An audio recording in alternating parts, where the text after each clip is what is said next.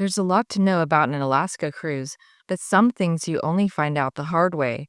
From planning tips to unexpected moments, I'm sharing 10 things no one really tells you, but they can make a huge difference in your experience. Tip number one: Glacier Bay is everything. What they don't tell you is Glacier Bay isn't just another scenic stop, it's the crown jewel of your entire trip.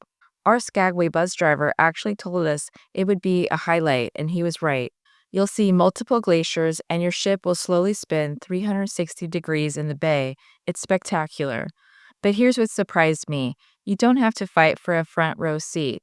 You'll get epic views from either side of the ship. Balconies are great, and observation decks and lounges are just as magical. You'll enjoy views no matter where you are on the ship. Pro tip: wake up early. Even before you reach Glacier Bay, it's magical sailing into the area. You'll start to see wildlife and bits of ice in the water as you make your way. One more thing: not every cruise includes Glacier Bay. If yours doesn't, I highly recommend going again to Alaska or consider changing your itinerary. Tip number two: better planning equals better cruise. Alaska isn't a place just to wing it. A little planning makes a huge difference. Know your priorities ahead of time. Love dogs? Do the sled run where you get to pet them. Want nature? Skip the lumberjack show and go to a rainforest hike like I did. I saw bald eagles, a black bear, and walked through the Tungus National Forest. Trust your gut and plan your perfect cruise based on your own preferences and not others. Tip number three: you'll get lost on board unless you prep. Cruise ships are like floating cities. It can feel like a maze walking through the stateroom corridors. I recommend spending just 10 minutes before your trip learning your ship's layout, especially where your room is in relation to the elevators and stairs. It'll save time and some confusion in the first day or two while you're on the ship.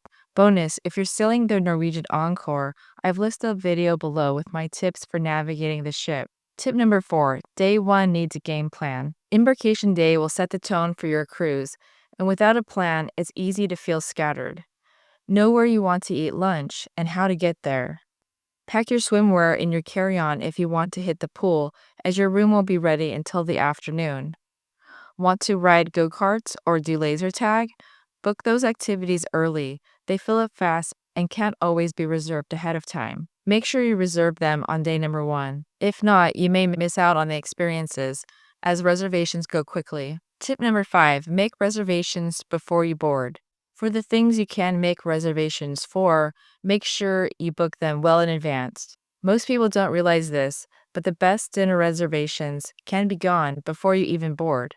Especially if you're cruising with a group, make your specialty dining reservations as soon as they open, which is typically 90 days ahead.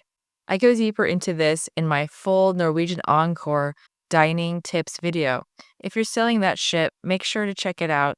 It's linked below if you want more help. Tip number six: weather can make or break your cruise. Alaska is all about the views, but weather changes everything.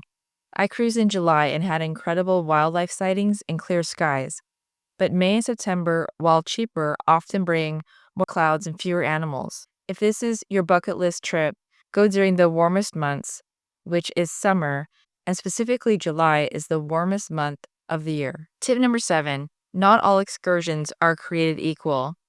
Trust your instincts, but here's my quick take on the best inside passage excursions. In Juneau, do not skip whale watching and the Mendenhall Glacier plus Nugget Falls. Combo tours are ideal, and you can watch my combo tour review in this video. In Skagway, the White Pass Railway and the Scenic Bus Tour are both amazing. I did both, and I compare them in this video linked below. Excursions aren't cheap, but the right ones are worth every penny. Know that these excursions are among the best you can do. Tip number eight: time zone confusion is real. Alaska's Inside Passage is 1 hour behind Pacific time, so when it's 8 a.m. in Seattle, it's 7 a.m. in Juneau. Keep in mind that your phone might not update. Always go by ship time and avoid missing an excursion. I break this down more in my full video on the Alaska cruise time zone. It's linked below as well. Tip number nine: the buffet gets crowded, but there's a trick. The buffet can get packed at peak hours, especially at breakfast before excursions. To avoid this issue, go early or late. Just by shifting your meal times a half an hour or an hour off peak times can really help with crowds. Tip number 10, don't make your cruise your entire trip. People think the cruise is the whole vacation, but no one talks about how exhausting travel days, time zone changes, and airports can be. My advice, add at least 2 to 3 buffer days at the beginning, and if possible, don't fly home right after disembarkation. Give yourself some time to relax. Seattle has a lot to explore. You can even ferry to Victoria and visit the Beach Art Gardens during daylight, which my cruise stop didn't allow. You'll end up visiting Victoria twice, but it's worth it. Most Alaska cruise itineraries will have you visiting Beach Art Gardens at night, but it's more fun to visit this world-class destination during the day when you can see everything better and you have more time to really make the most of your visit. For a fun countdown to your cruise, I created this 30-day Alaska cruise countdown. You can print and mark off the days. The link's below. Or check out these countdown calendars for July and August and September and October. If these tips helped you prep for your Alaska cruise or saved you from making a mistake, hit the like button and subscribe for more Alaska cruise tips.